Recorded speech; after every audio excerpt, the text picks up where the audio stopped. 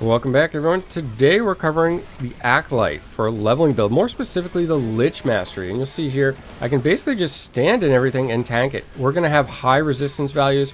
We're going to have Drain Life, which is going to regen our health. We have a minion through the Golem that we can resummon to top its health back off. And we've got a whole bunch of damage over time debuffs that we can place on enemies. And once these get stacked up, they start doing a ton of damage very quickly.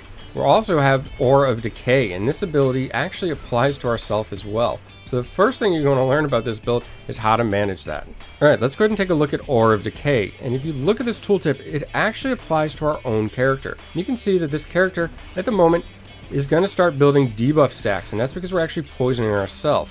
And when we leave that Aura of Decay, we're going to take even more damage, because Aura of Decay actually reduces the poison damage that you take while it's active. So be prepared for a little bit of incoming burst damage. So the number of stacks that you're able to kind of float by with or maintain is going to vary on the character and what equipment you have and so forth. So typically 3 or 4 is pretty good for the leveling process. And what you can also tell here is that it does a ton of damage. If I just stand here and do nothing else other than apply this aura and move around, you'll see that the mob is getting 30 stacks from that aura alone. I'm going to use Drain Life there just to try to top my health off so I can keep going. But in general, this build does a ton of damage once stacks get applied to the enemies. In addition to Aura of Decay, another factor that we have to kind of balance has to do with our health pool. So Reaper is always going to drain your health down, and you can regen this through the Drain Life that we have as long as there's something in the screen. So to allow more mobility for the build, we'll make use of the Reap when we're in Reaper form, but also Transplant. And this allows us basically to teleport to a location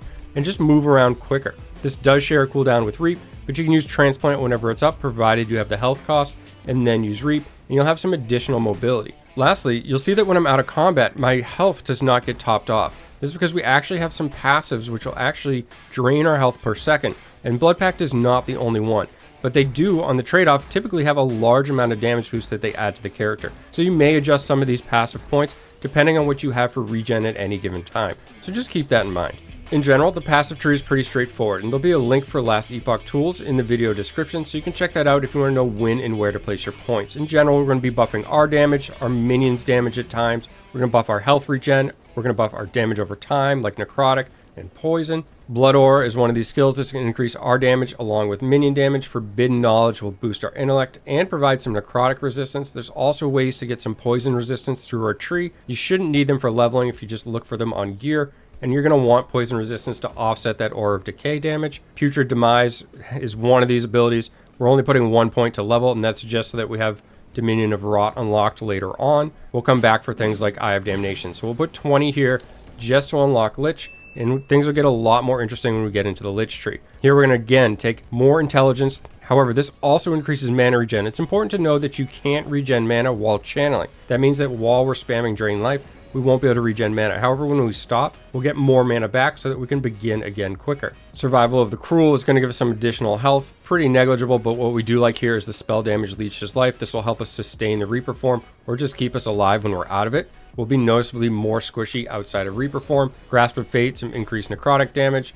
Along with Desolation, increased damage over time. The additional damage over time will only apply if your Golem can deal that as a source. In this build, the Golem choice is actually flexible, and you'll do fine putting points into any of the different forms. And you can even further the innate abilities of the Golem using some of the talents up here. Unclosing Wounds and certain other passive talents increase your overall damage, but drain more health. You can use Regen, Endurance, or Ward to balance these, and increase your output while remaining safe. You'll have more options to do this as you get further in the game. As you progress, you may want to keep a limited number of points in here. 3 Plagues will increase necrotic and poison penetration for our build, and this is very beneficial. In fact, I would continue to place points here even when the next tier is unlocked. Putting points in 3 Plagues will do more for you than Contagion, Engine, or Necrotic Energy. We'll talk a little bit more about that in a second. The penetration will also affect you in terms of poison penetration when you have Aura of Decay. So again, just a friendly reminder to make sure that you're keeping your stacks at somewhere that's manageable and get comfortable and used to the gameplay, toggling that on and off. Contagion Engine is valuable for increasing damage over time after you kill an enemy target recently. This adds a pretty significant boost to your damage, and you need to be mindful that if you kill all the enemies around you, you won't be able to regen your health through Drain Life, and you may leave Reaper form. It's important that you find a balance that allows you to reach bosses or the objective, and potentially have some uptime on this when you start the boss to deal some more damage while you're in that ramp up period. Necrotic Energy increases spell necrotic damage for us and our minion. However, damage over time is a much better stat, so I'd put the minimum number of points here until you get more points for your character unlocked at higher levels. Corrosive Consciousness increases spell damage and damage over time. This is the best talent within the tree. It adds a tremendous amount of damage to us, and you would want to put all 8 points in this as soon as it's unlocked. The Golem is the most flexible option in all of this build, and you can go for any Golem that you like. We're using the Pyre Golem, which again does fire damage,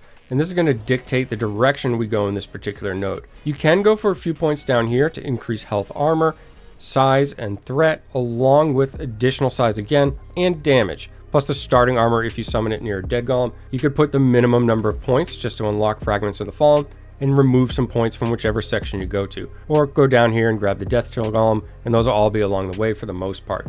But again, use whichever Golem you want. They are all viable. The main point of the Golem is essentially to distract enemies from you so that you can remain stationary and channel or just stay in one spot, keeping that Aura of Decay, doing as much as possible. That brings us to Aura of Decay itself. And Aura of Decay is going to get increased ailment frequency from Rot Weaver along with Acarian Poison. And these are going to increase the frequency by a ton. It's basically just going to start throwing these debuffs onto the enemies and yourself.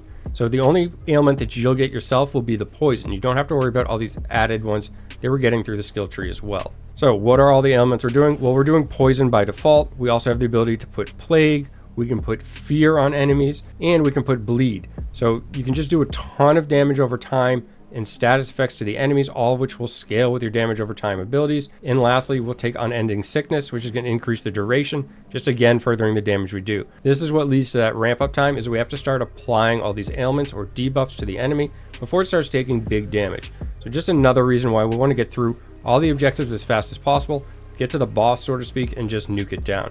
The other points here are Plague Rat to increase a larger area, and Respite, which is going to give us increased poison resistance. We want to be slightly over the resistance cap because we want to make sure that if there's any penetration applied to us that we can offset that. And the increased health regeneration when deactivating is important as well, because remember, Aura of Decay is going to give you poison resist, or reduce a poison damage more specifically. So when you leave that form and have those poison stacks, you'll notice your health really ticks quickly until they wear off. And that wraps up the build. It's great for leveling. Make sure you try it out. It's a lot of fun with all the ailments going up and just watching the enemies melt once they're applied. As always, thanks for taking the time to watch, and have a great day.